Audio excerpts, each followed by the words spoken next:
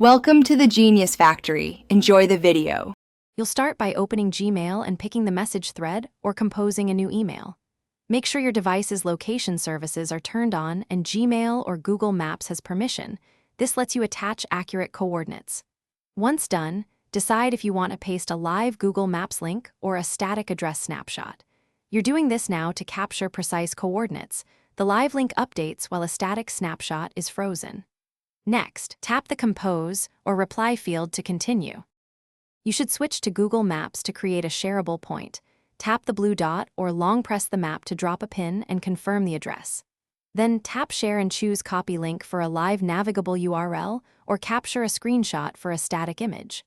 Once copied or saved, return to Gmail, paste the link into the message body or use the attach icon to add the screenshot. Make sure the pasted link shows the correct address. That confirms you captured the right spot. You're almost done.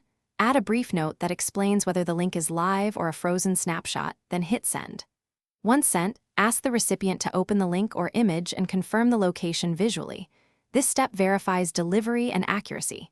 If they report problems, try resending the copied Maps link, paste the latitude and longitude directly, or create a short URL to avoid truncation.